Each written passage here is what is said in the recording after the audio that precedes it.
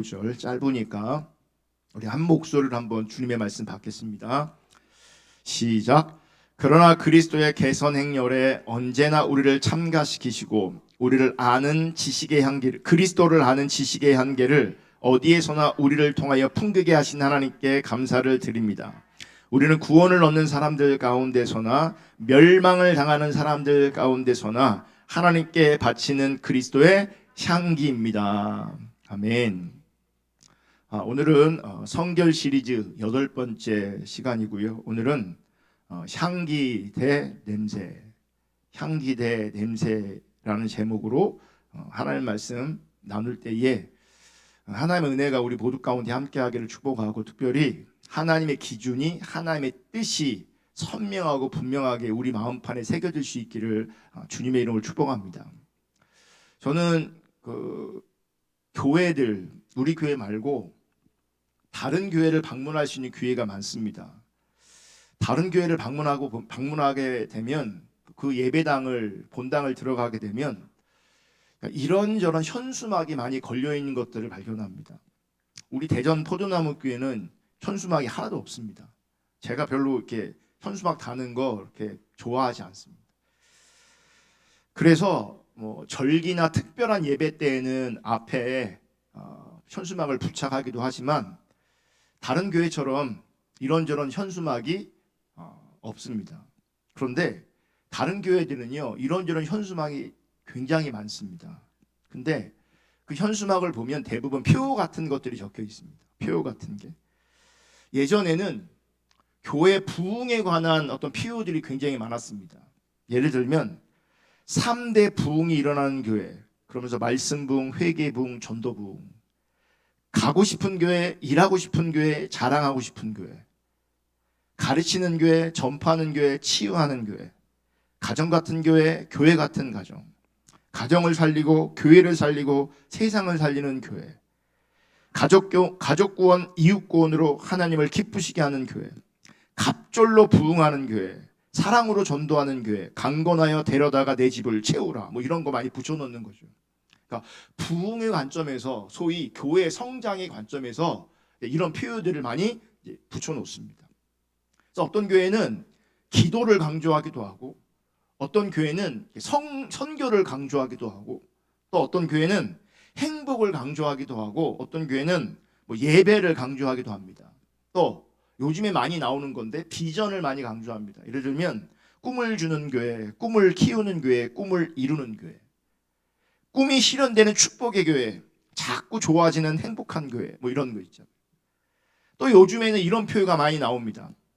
말씀과 기도로 변화와 성숙을 이루는 교회, 말씀과 기도로 하나님의 뜻을 이루는 교회, 말씀과 성령으로 변화받아 세상을 변화시키는 교회, 말씀과 성령으로 제자되어 하나님의 비전을 이루는 교회, 말씀대로 믿고 말씀대로 살자, 말씀대로 믿는 교회, 믿음대로 되는 교회. 그러니까 요즘 표현을 보면요, 말씀이 많이 들어가는 게 특징입니다. 말씀.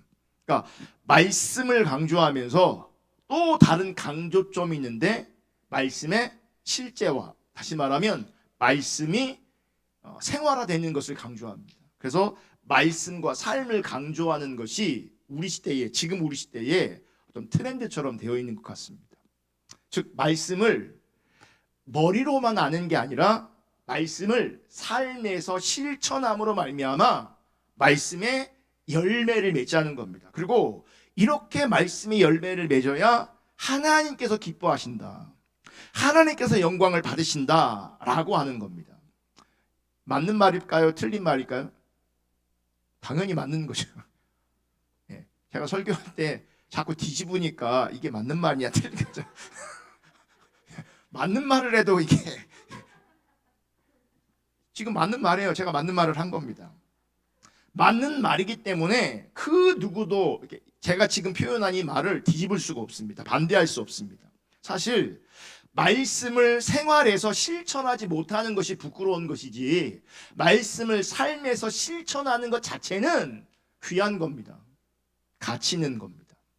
말씀을 실천하고 말씀의 열매를 맺어서 하나님께 영광을 돌리자라고 하는 것에 그 누가 반대할 수 있겠냐고요. 반대할 수 없죠. 하지만 저는 우리가 지금 말씀의 실천 혹은 말씀의 생활화 혹은 말씀의 열매라는 이런 표현들이 사실 굉장히 조심스럽게 말씀을 드리는데, 조심스럽게 이런 표현들이 상당히 위험한 표현이 될 수 있어요.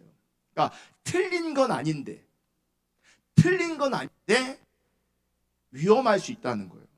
왜냐하면 말씀의 생활화라고 하는 이 표현들로 말미암아 우리가 이 말씀의 생활화를 어떻게 이루는 거냐면, 그래 말씀의 열매, 말씀을 지켜야지, 말씀의 열매를 맺어야지라고 하면서 내가 지키려고 하는 겁니다. 내가 열매를 맺으려고 하는 거죠. 그러면 지금 설명한 말은 틀린 게 아님에도 불구하고 틀려버리게 되는 거예요. 또 이 말씀의 열매를 이해하되 도덕적인 삶으로 이해하는 경우가 참 많습니다. 그러니까 말씀을 실천하는 것이 착하게 사는 것, 선하게 사는 것, 윤리적으로 도덕적으로 합당하게 사는 것으로 오해하는 거죠. 이건 오해가 아니라 사실은 착각이고요. 이건 왜곡인 겁니다. 그러니까 말씀의 실천 혹은 말씀의 생활화라고 하는 성경적 신앙적 가치가 교묘하게 우리가 인식하지도 못하는 그 자리에서 왜곡돼 버리는 겁니다. 그러니까 말씀의 생활화, 말씀의 실체, 말씀과 삶, 이런 거는 당연히 성경적입니다. 성경적이지 않다고 말하는 게 아닙니다. 그런데 우리가 나도 모르게 왜곡시켜 버리는 거죠. 내가 말씀을 실천하는 주체가 되는 거예요. 말씀의 열매를 맺는 주체가 되는 거예요. 나도 모르는 사이에 왜곡이 발생합니다. 그럼 왜곡은 타락이고요. 타락이 곧 왜곡입니다. 자, 말씀을 생활하려면 기본적으로 뭐부터 해야 됩니까? 말씀을 읽어야겠죠. 묵상하고 연구해야 되겠죠. 여기서도 이런 왜곡이 일어날 수 있어요. 성경 읽기 자체가 말씀에 의한 삶은 아닌데, 성경을 많이 읽는 것 자체를, 혹은 성경을 필사하는 것을, 혹은 성경을 가지고 큐티하는 것을 가지고 내가 지금 말씀에 의한 삶을 살고 있다, 그래서 신앙이 좋다라고 오해하고 착각할 수 있다는 거예요. 이게 왜곡이에요.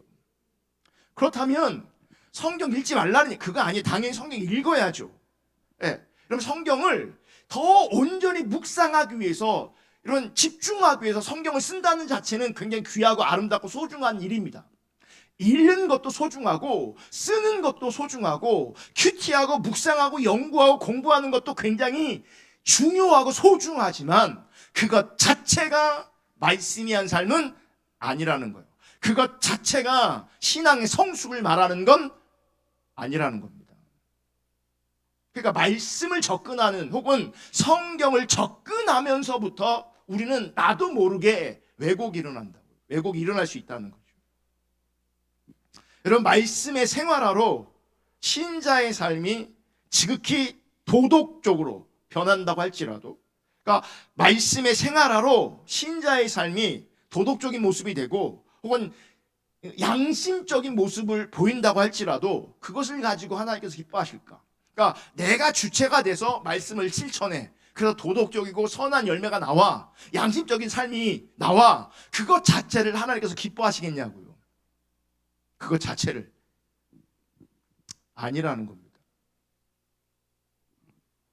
이런 왜곡된 신앙의 대표적인 사례가 신약에서는 바리새인들입니다. 그들은요, 말씀의 생활화를 몸소 실천했던 사람들입니다. 사실 우리는요, 말씀의 생활화, 말씀의 실천화 라는 관점에 접근하더라도 부족한 게 한두 가지가 아니에요. 자, 말씀 읽는 것도 어렵고 말씀을 묵상하는 것도 어려운데 무슨 삶이 되겠냐고요. 근데 이 바리새인들은요, 말씀의 생활화를 몸소 실천했던 사람들이에요. 그래서 그들은 너무나 자연스럽게 지극히 신앙적으로 보였고, 지극히 선하게 보였고, 지극히 거룩하게 보였고, 그래서 지극히 도덕적으로 보였어요.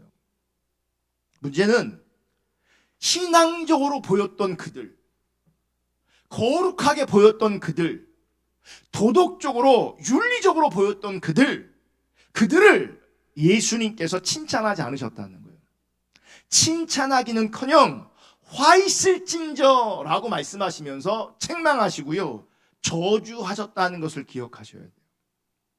PPT는 안 나오는데 제가 읽어드릴게요. 마태복음 23장 25절에 보면, 화 있을진저 외식하는 서기관들과 바리새인들이여, 잔과 대접의 것 겉은 깨끗이 하되 그 안에는 탐욕과 방탕으로 가득하게 하는도다. 겉은 깨끗해 보여요. 근데 속이 문제라는 거예요. 속에 탐욕이 있고 방탕이 있대요. 가득하대요.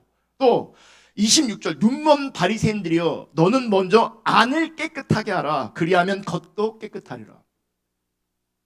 안을 깨끗하게 하려.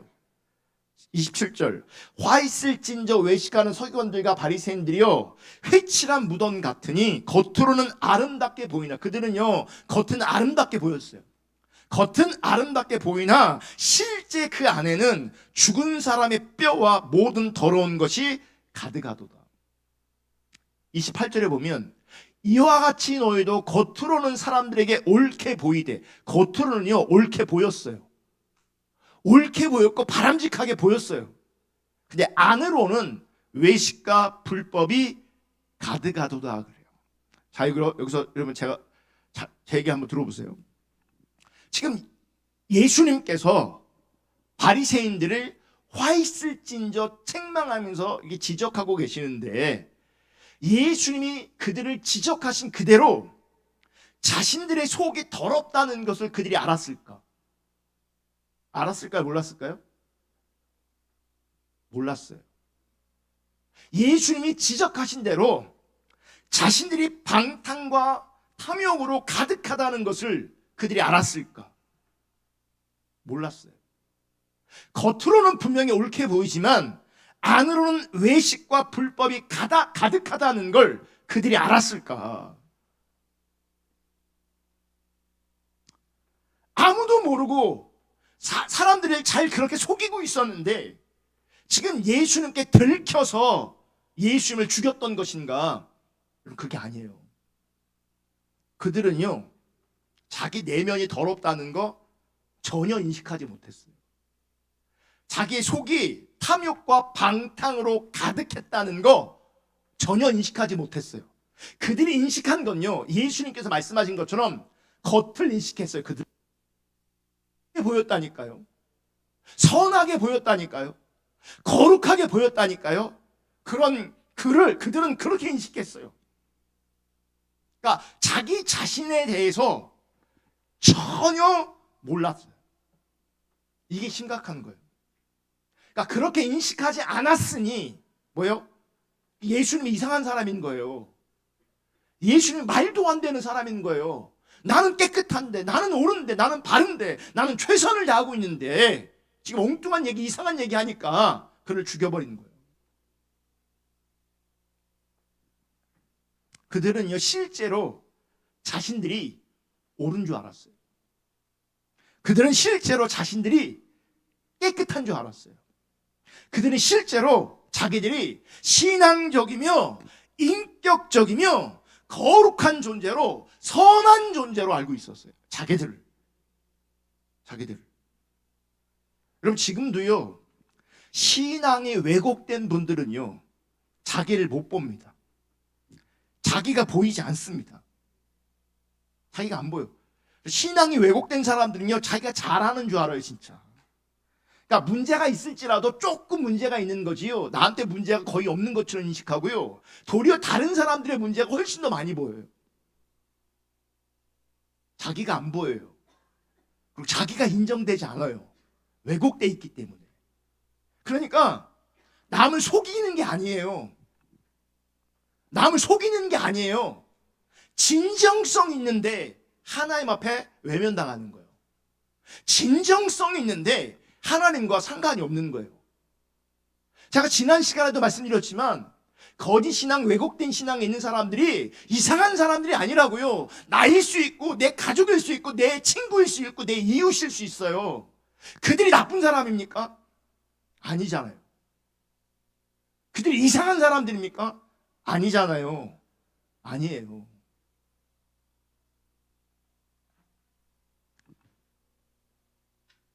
그런 많은 분들이 이렇게 말씀을 생활하여 지극히 수준 높은 어떤 도덕적인 삶을 사는 것이 좋은 신앙이라고 생각합니다. 그래서 선해 보여, 착해 보여, 거기다가 선한 일까지 해 라고 하면 정말 좋은 신앙으로 여기는 거죠. 정말. 또 신앙적으로 열정 있는 사람을요, 좋은 신앙으로 여깁니다. 열정 있는 사람. 하지만 이런 의미의 좋은 신앙이 정작 예수님에게는 부인되고 있다는 거예요. 예수님께서는 화 있을진저 라고 말씀하시면서 책망하고 저주하고 있다는 거예요. 이게 자, 신앙적 열정의 예를 한번 볼게요. 바리새인들. 마태복음 23장 13절에 보면 PPT 없어요. 제가 읽어드릴게요. 화 있을진저 외식하는 서기관들과 바리새인들이요, 너희는 천국문을 사람들 앞에서 닫고, 천국문을 지금 닫고 있어요. 너희도 들어가지 않고 들어가려 하는 자도 들어가지 못하게 하는도다. 본인도 사실은 천국 못 가요. 근데 보세요, 옳게 보이고 있는 그들이었어요. 신앙적으로 보였어요. 거룩하게 보였어요. 근데 그들이 천국 못 간다고요. 왜냐하면 참된 신앙이 아니니까. 자기들도 못 들어가면서 다른 사람도 들어가지 못하도록 뭐예요? 막고 있어요. 그냥 들어가지 마 억지로 끌고 다닌다는 게 아니라 자기도 신앙이 왜곡되어 있기 때문에 사람들의 신앙을 왜곡시켜버리면 그냥 못 들어가는 거예요.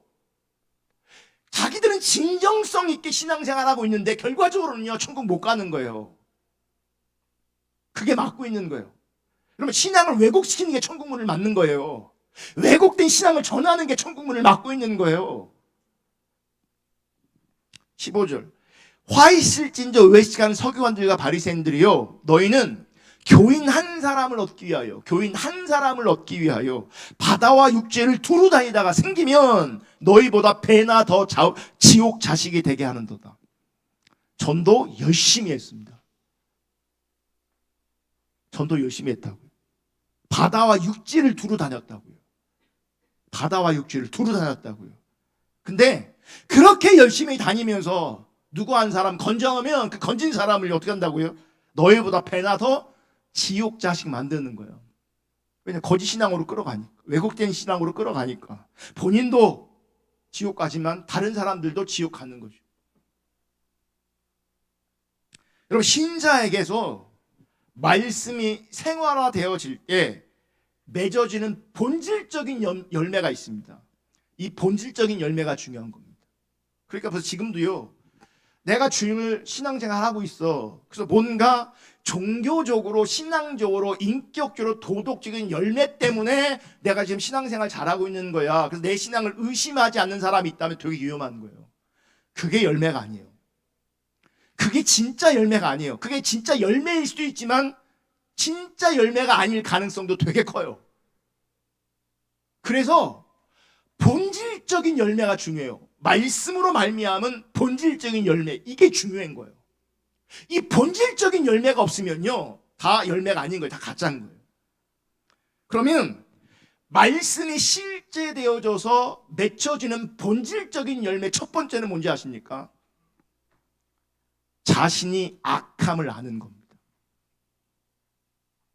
자신의 죄인됨을 아는 겁니다. 이게 말씀 앞에 있는 실제적 열매입니다. 이게 본질적 열매입니다. 자신이 죄인인 거. 여러분, 의외로 우리 한국교회 안에 자기를 돌아볼 때 자기를 악한 존재로, 죄인으로 인정하는 사람들이 적다는 거 아셔야 합니다.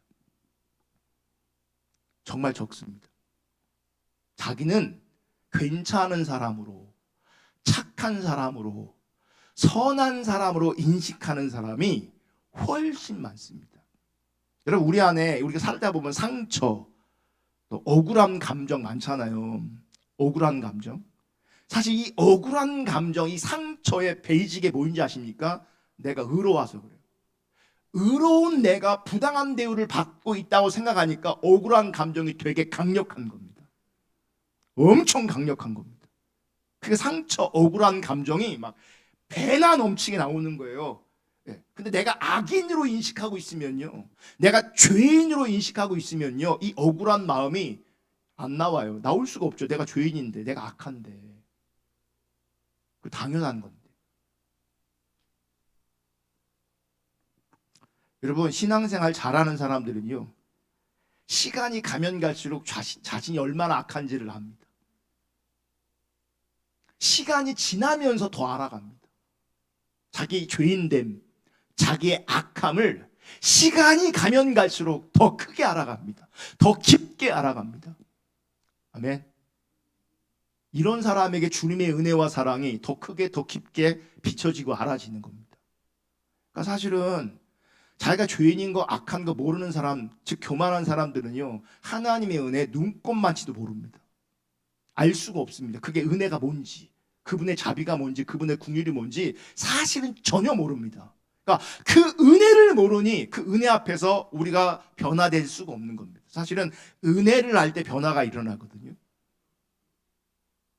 은혜를 알 때. 그러니까 우리는 내 모양은 조금 바꿀 수 있지만 내 속은 절대 바꿀 수 없거든요. 은혜만이 나를 바꿔요. 은혜만이 나를 새롭게 해요. 그러므로 말씀의 실제된 그 자리, 말씀이 생활화된 그 자리에 본질적인 열매 첫 번째는 자신을 아는 겁니다. 내가 얼마나 악한지, 내가 얼마나 죄인인지, 내가 얼마나 교만한지, 내가 얼마나 사랑이 없는지 아는 겁니다. 그리고 이어서 나오는 열매가 뭔지 아세요? 그 악함을 알기에, 그 죄인됨을 알기에 회개가 나오는 겁니다. 회개가. 우리 시대의 문제가 이거예요. 자신의 악함도 잘 모르면서, 자기의 죄인됨도 잘 모르면서 회개를 하려고 하니 회개가 되겠냐고요. 몇 가지 잘못된 거 생각나는 거 하나 용서해 주세요. 이러고 이걸 회개인 줄 아는 거예요. 그러니까 어떤 사람은 회개할 게 없어. 내가 잘못한 게 없거든. 회개가 안 나와. 회개가 안 나와. 자기를 알면, 자신의 악함을 알면, 자신의 죄인됨을 알면 반드시 회개가 나와요. 그 회개로 말미암아 이어지는 열매는 뭔지 아세요? 회개와 함께 자신에 대해서 탄식하게 되겠죠. 자기 자신에 대해서 절망하게 되겠죠. 아멘.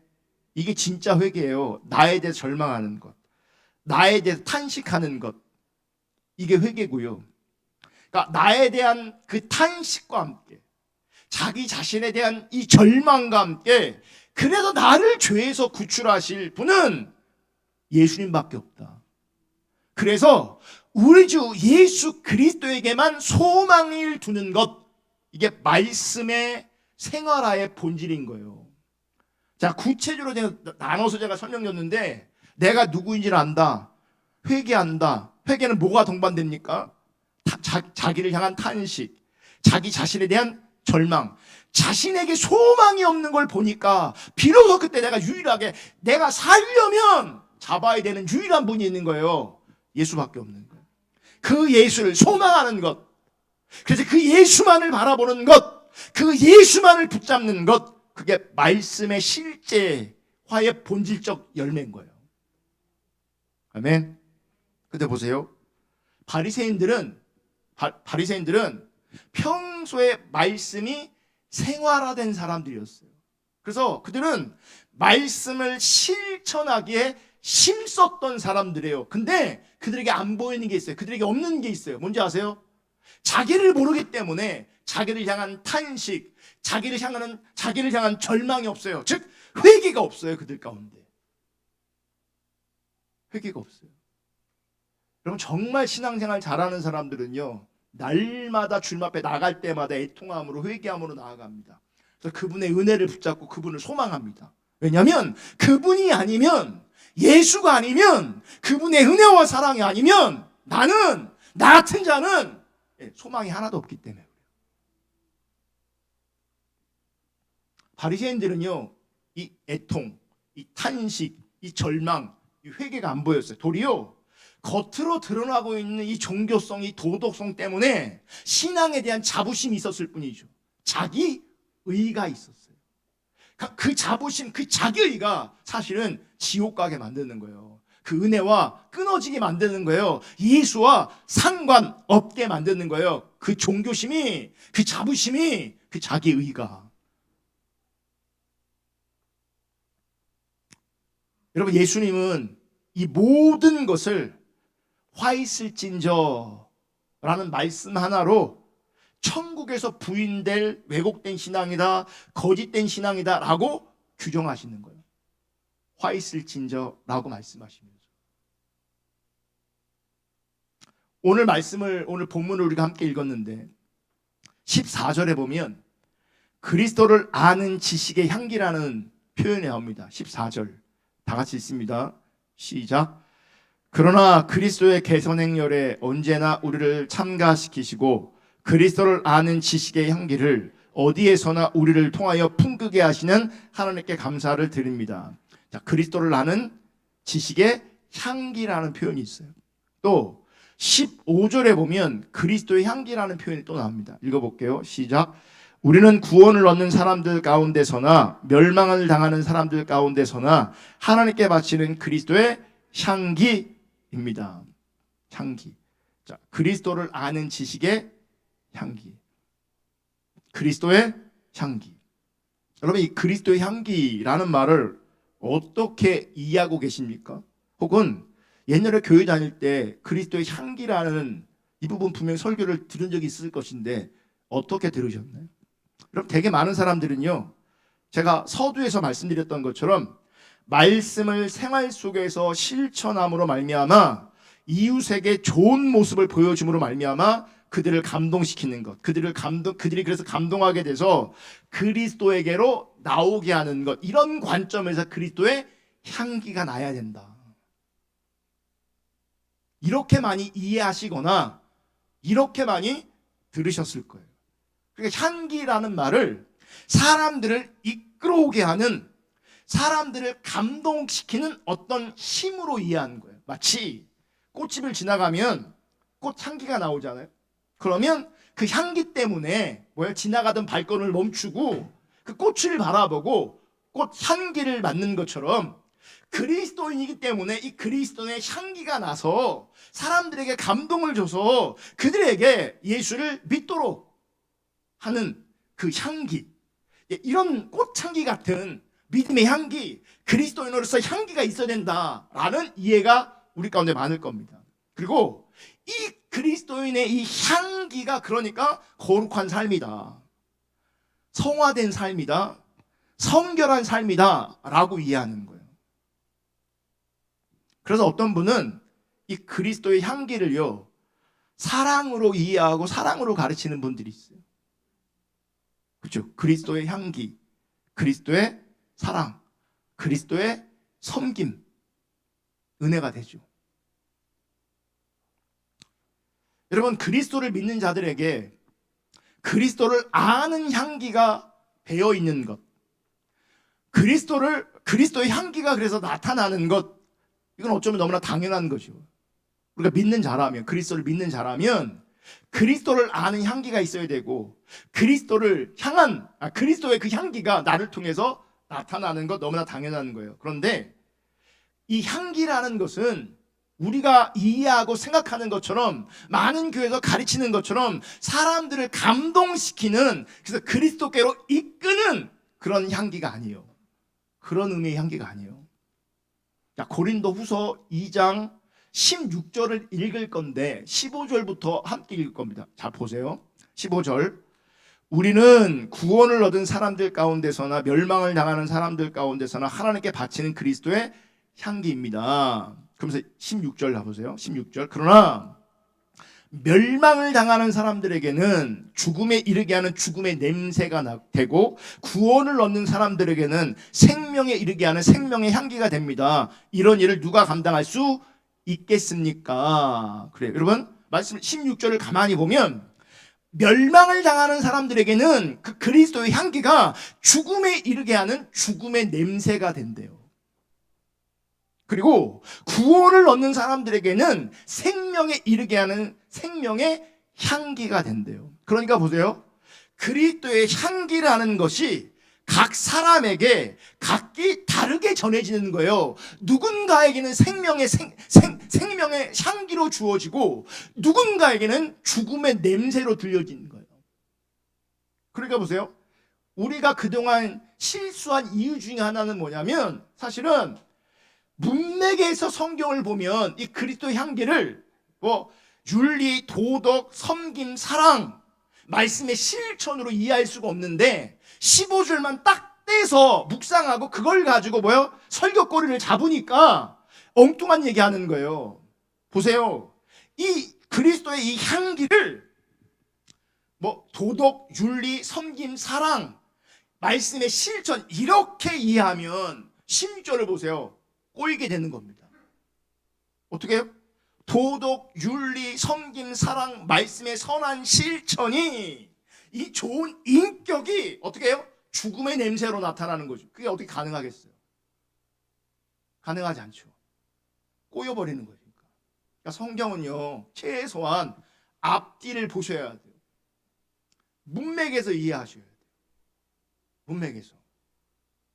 따라서 그리스도의 향기는 많은 사람을 그리스도께로 이끌기 위한 선한 향기, 도덕, 윤리, 섬김, 사랑 이런 게 아니라 멸망과 죽음에 있는 자와 생명에 있는 자를 구분하는, 드러내는 향기가 되는 거예요. 똑같은 향기인데 누군가는 죽음에, 누군가는 생명에 거하게 하는, 구분시키는 게 뭔지 아세요? 이 향기인 거예요. 그래서 생명으로 엮이면 향기라고 말하고 멸망과 죽음으로 엮이면 냄새라고 말하는 거예요. 악취라고 말하는 거예요. 똑같은 건데. 그러니까 이 똑같은 걸 이 섬김, 사랑으로 해석하면 보세요. 이 사랑이 누구한테는 생명으로, 이 사랑이 누구한테는 죽음으로, 악취로 이렇게 연결되는 건 말이 안 되는 거죠.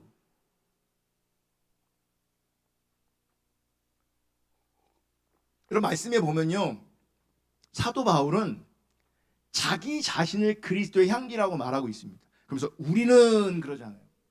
그러니까 진짜 참신앙을 따라가는 사람들은 자기를 포함해서 그리스도의 향기다 그래요. 그런데 이 향기는 좋은 인격과 착한 삶, 선한 삶으로 사는 것으로 연결시키는 게 아닙니다.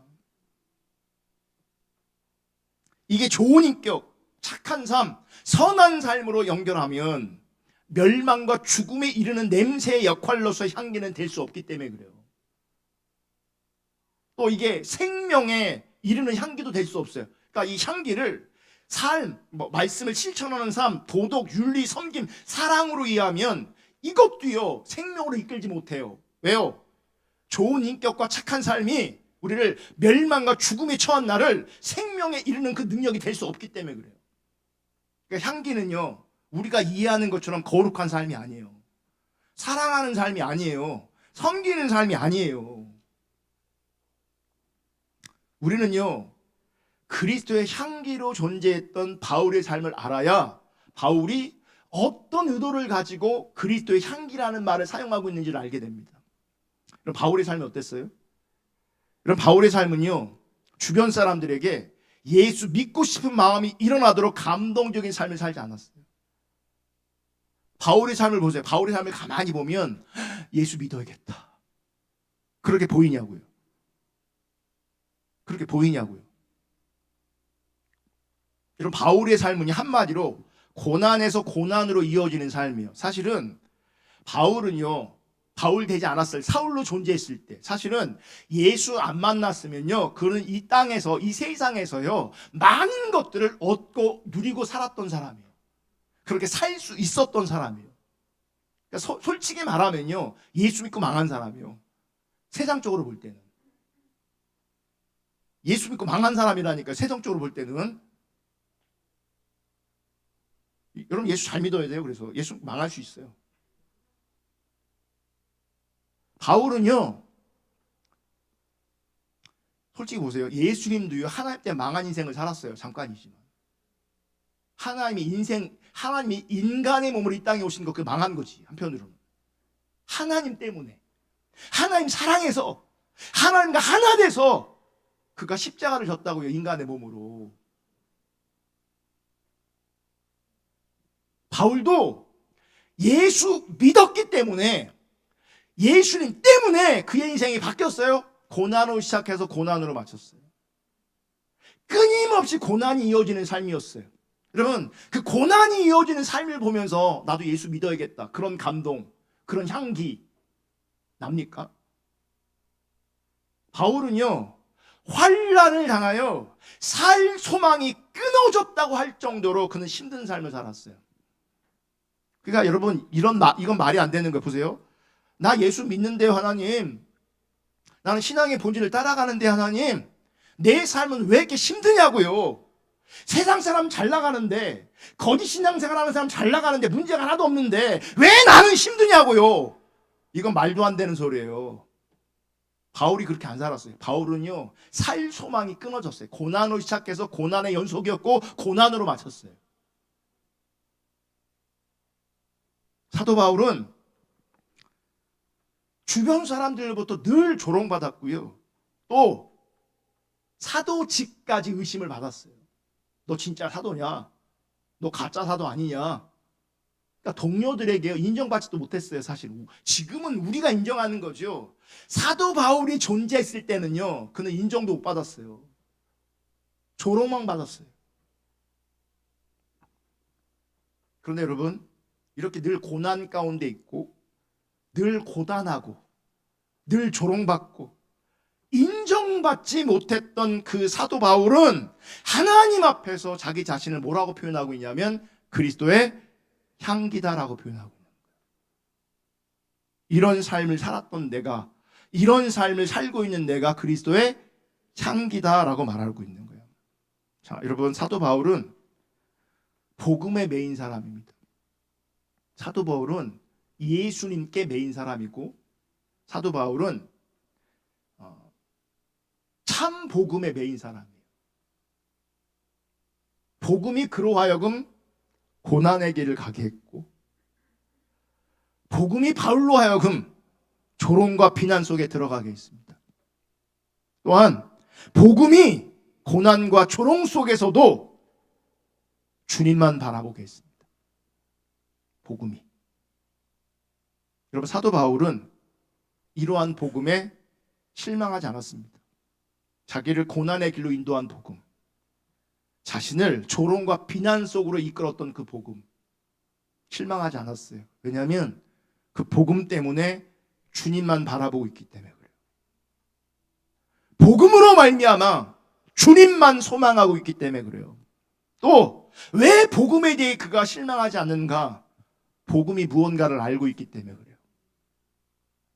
우리가 주님 따라가면서 자꾸 넘어지고 실망하고 좌절하고 왜 그런지 아십니까? 복음을 몰라서 그래요. 사실은 정말 말도 안 되는 게, 사실은 그렇게 비교하면 말도 안 되는 건데, 정말 바울은 복음 때문에 고난 받았는데, 여러분이 당하는 고통과 어려움과 고난이 있다면, 여러분 솔직히 말해 복음 때문에 당하고 있습니까?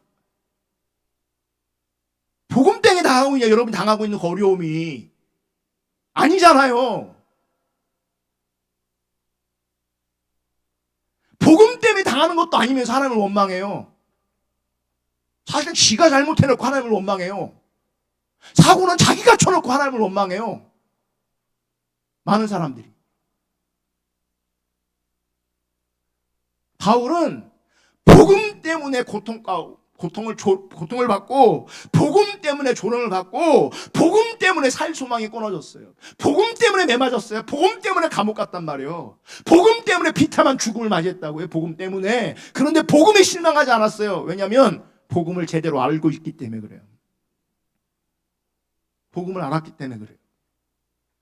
그리고 복음이 지향하는 것이 세상이 아니라 그리스도라는 것을 분명히 알고 있었기 때문에 복음 때문에 실망하지 않았어요. 낙심하지 않았어요.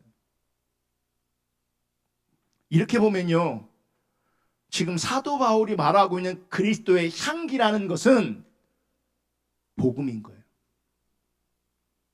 복음인 거예요. 여러분, 사도 바울이 알았던 그 복음이 그리스도의 향기이며, 이 복음이 멸망과 죽음에 있는 자와 생명에 있는 자를 구분하여 드러내는 향기가 되는 겁니다. 그래서 누군가에게는 생명의 향기로, 누군가에는 거부할 수밖에 없는 악취로 등장하는 거예요. 뭐가요? 복음이. 그래서 여러분, 복음은요, 모든 사람에게 환영받을 수 있는 것이 아닙니다. 복음은 모든 사람들에게 환영되지 않습니다. 그래서 누군가에게는 복음은 듣기 거부감 말로 들립니다. 냄새로, 악취로 들리는 거죠.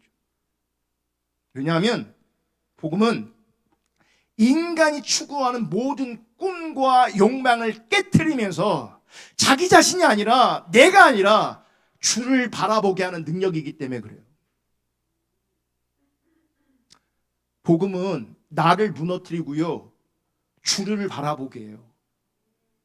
그러니까 누가 싫어하겠습니까, 복음을? 누가 복음 싫어하겠어요? 내가 무너지기 싫은 사람들, 자기를 사랑하는 사람들, 자기 중립적인 사람들, 세상 사랑하는 사람들은요, 복음이 싫습니다. 그러니까 그들에게는 복음이 냄새입니다. 그러니까 복음을 들으면 힘들어.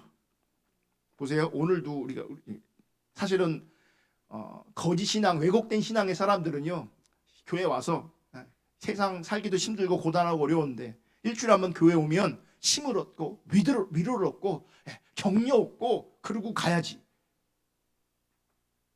근데 이제 복음을 전하잖아요.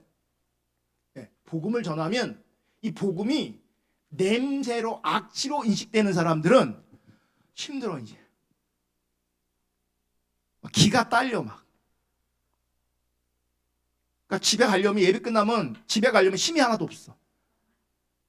어떤 사람은 집에 가서도 누워 있어야 돼, 힘들어갖고. 왜 그랬어요? 복음을, 내가 지금 내 존재가 복음을 지금 거부하고 있는 거예요. 인식에서는 그렇지 않을지 몰라도요, 내 존재가 지금 복음을 거부하는 거예요. 나 무너지기 싫어요. 나 무너지면 안 돼요. 이러는 거예요. 싫다는 거예요. 그래서 힘들어.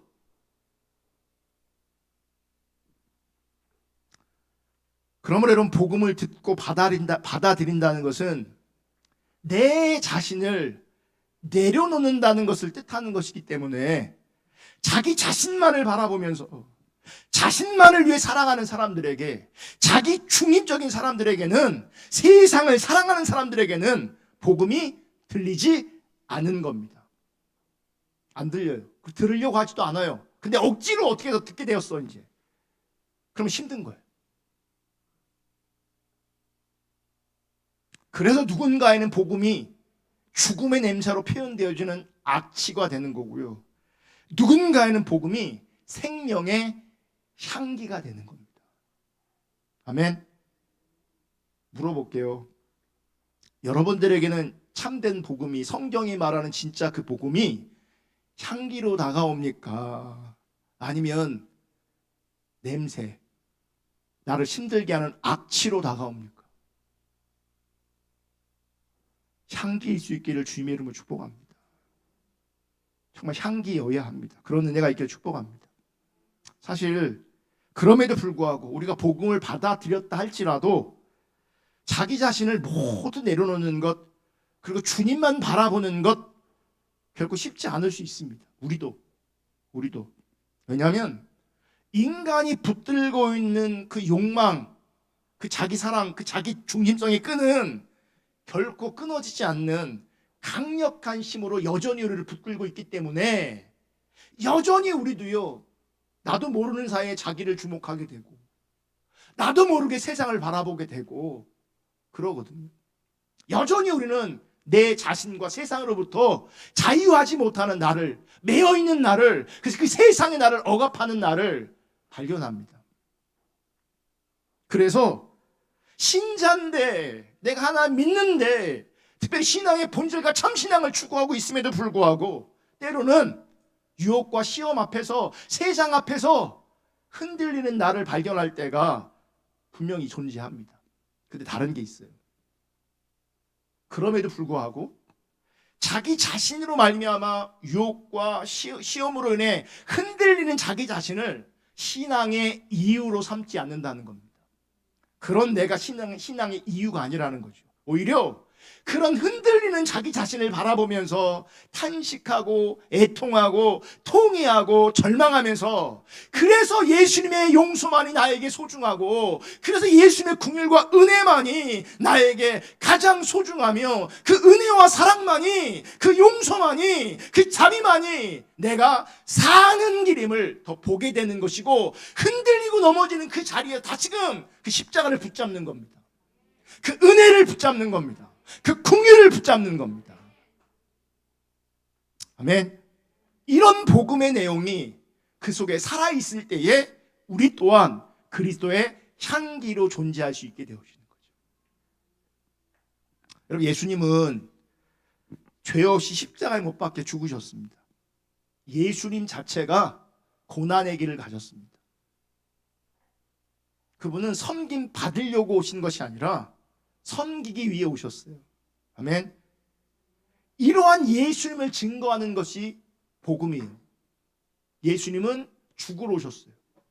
예수님은 십자가 지러 오셨어요. 예수님은 고난의 길을 가려고 오셨어요. 섬김 받기 위해 오신 것이 아니라 섬기러 오셨다고 분명히 말씀하고 있어요. 그런데 고난이 아니라 평안함을 추구하고, 섬기는 것이 아니라 섬김 받는 위치에 있는 것을 성공으로 여기는 이 세상의 가치관에 예수는 분명히 충돌되는 길을 가신 겁니다. 이러한 예수님을 증거하는 것이 복음이기 때문에 복음 또한 세상의 가치관과 충돌될 수밖에 없습니다. 따라서 복음은 세상이 환영하지 못합니다. 그러니까 세상에서 복음을 환영하지 않는 것은 너무나 당연한 겁니다. 여러분, 하나님은 사도 바울을 앞세워서 복음이 무엇인가를 세상에 지금 드러내고 있는 겁니다. 그러니까 예수님을 통해서 복음이 무엇인가를 드러내고, 사도 바울을 통해서 복음이 무엇인가를 드러내는 겁니다. 그런데 세상은 이 복음을 오해하는 거죠. 그리고 왜곡시킨 거죠. 아니, 오늘날 교회는 신앙생활하고 있다고 믿고 있는 많은 믿는 사람들은 이 복음을 오해하거나 그러니까 왜곡시켜버렸습니다. 뭐냐면 복음이 자기 자신을 세상에서 복된 자가 되게 하고 행복한 삶을 누리게 해준다는 것으로 복음을 이해하는 거예요. 완전히 복음에 왜곡된 거죠. 세상의 이러한 욕망과 함께 세상의 복과 행복을 이루어준다는 다른 복음을 복음으로 받아들인 겁니다. 여러분, 다른 복음을 전하면 어떻게 된다고요? 갈라디 1장에 저주를 받는다고 그랬어요. 다른 복음을 전하면 거짓 교사, 거짓 사도가 되는 겁니다. 그러면 다른 복음을 받아들이면, 그리고 다른 복음을 따라가면 거짓 신자, 거짓 성도가 되는 겁니다. 이렇게 여러분, 참된 복음은요, 귀에 거슬릴 수밖에 없어요. 보세요. 복음으로 말미암아 여러분 성공하기를 축복합니다. 하나도 안 거슬리죠. 복음으로 말미암아 잘 될 수 있기를 축복합니다. 복음 때문에 여러분 다 행복해집니다. 할렐루야. 뭐가 거슬려요 이게? 예. 복음으로 말미암아 사업이 번창하기를 축복합니다. 번창이 됩니다. 복음을 믿으면. 이게 어디가 거슬려요? 어디가? 근데 진짜 복음은요, 귀에 거슬리게 돼 있어요. 그러니까 죽음의 냄새인 거죠, 그들에게는. 그래서 여러분, 그리스도의 향기는 거룩, 성화, 성결의 삶을 의미하는 것이 아닙니다. 신자는 거룩해져야 될 사람이 아니라 이미 거룩한 사람들입니다. 신자는.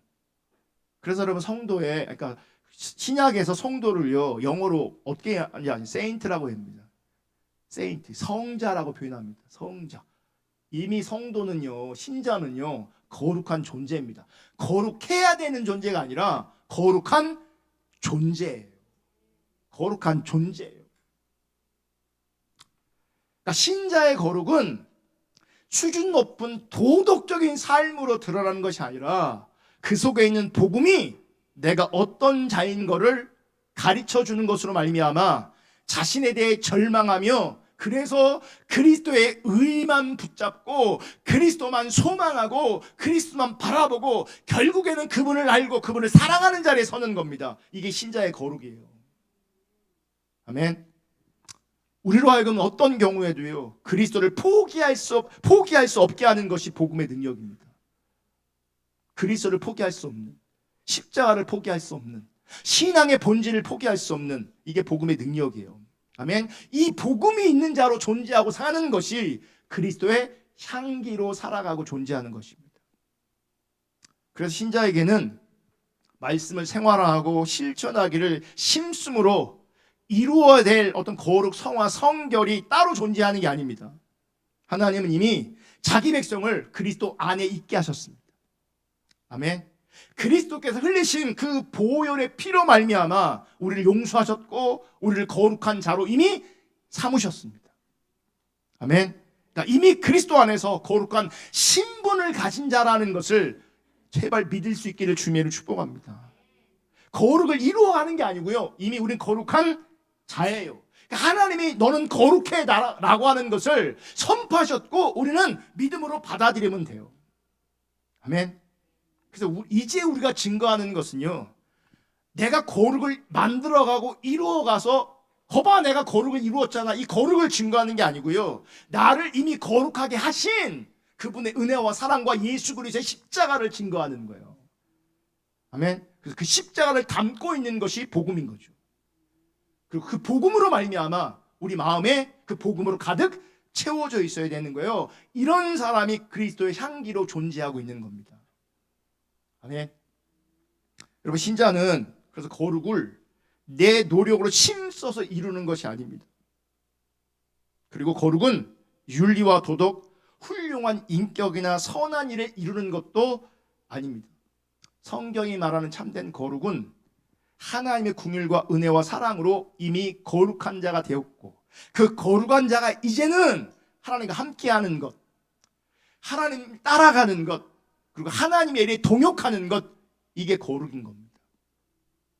보세요 여러분, 하나님과 함께하는 그 자리, 하나님을 따라가는 그 자리, 하나님의 일에 동역하는 그 자리에 소위 윤리, 도덕, 인격, 성품 이런 것들은 당연히 따라오는 겁니다. 나에게 그런 능력이 나오는 게 아니라, 나에게 그게 나오는 게 아니라 예수님 때문에 그런 열매가 따라오는 거예요. 보세요, 제가 그런 예를 들었는데, 공부하는 애가 있어요. 옆에 게임기도 있고 노트북도 있고 컴퓨터도 있고 스마트폰도 있고 다 있는데 얘가 그거 안 하고 공부하고 있어. 왜요? 어떤 경우에 공부할 수 있어요? 엄마가 옆에 있는 거죠. 보세요, 여러분, 담배 피는 분이 여기 계실지 모르겠지만요, 보세요, 저 아무것도 아니거든요. 제가 능력이 있지도 않거든요. 능력이 없는데도 불구하고요, 내가 담배 피는 사람, 담배 피고 있는데 내가 그 사람 옆에를 가. 그 사람이 나를 강 목사인 줄 알아. 그럼 내 앞에서 그 사람이 담배를 필까요, 안 필까요? 안 피겠죠, 당연히. 당연히 뭐가 있어요? 내가 나타나면 피고 있다가도 어떻게 하겠어요? 막 그러겠죠. 본인이 담배를 끊는 겁니까? 아니면 누군가 때문에 내가 이게 끊어진 겁니까? 내려놓은 겁니까? 누군가 때문에, 나 때문이 아니에요. 거룩은 내가 만들어내는 게 아니에요. 누군가 때문에 거룩이 나오는 거예요.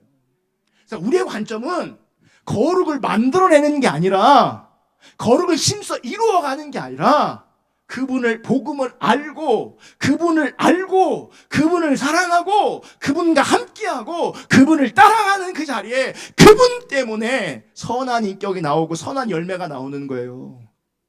주님이 함께 하시는데 어떻게 비도덕적으로 살겠냐고요. 주님이 함께하는데 어떻게 비윤리적으로 살겠냐고요. 주님이 함께하면 주님을 인식하는 그 자리에서 어떻게 세상을 추구하겠냐고요. 내가 나 절대 변화시킬 수 없어요. 복음을 알아야 되는 거예요. 주님을 알아야 되는 거예요. 주님을 사랑해야 되는 거예요. 여러분, 이미 거룩한 자가 되었어요. 할렐루야. 할렐루야. 제가 지금 딱 생각나는데요, 보세요. 깨끗한 흰옷을 내가 입었어. 그럼 그날 하루는 어떻게 살아야 됩니까? 조심해야지. 조심할 수밖에 없죠. 내가 거룩한 자라고요, 세상에서 조심할 수밖에 없어요. 내가 거룩한 자란 것을 분명히 알면 내 마음대로 못 살아요. 아니, 하얀 옷만 입고 나가도 지 맘대로 못하면서, 자기 맘대로 못하면서 하나님이 나와 함께 하시는데, 그분이 나를 거룩한 자로 삼으셨는데, 거룩한 자라고 지금 말씀하시는데, 그 거룩한 존재가 어떻게 세상에서 막 살겠냐고요. 어떻게 막 살 수 있겠냐고요. 막 사는 이유 중에 하나가, 제멋대로 사는 이유 중에 하나가 복음이 뭔지를 모르고 내가 누군지를 모르는 거예요. 여러분, 복음을 알아 그리스도의 향기로 존재할 수 있기를 주님의 이름으로 축복합니다. 그리고 여러분들에게 그 복음이, 그 참된 복음이 향기로 다가올 수 있기를 주님의 이름으로 축복합니다. 그 복음의 향기, 그리스도의 향기를 맡음으로 말미암아 우리가 새 생명 가운데 거할 수 있습니다. 그 향기, 그 복음의 향기, 저와 여러분을 통해서, 우리 교회를 통해서 드러낼 수 있는 그런 은혜가 있기를 주님의 이름으로 축복합니다. 아멘. 우리 찬양하고 기도하겠습니다. 세 번째 드렸던 그 찬양.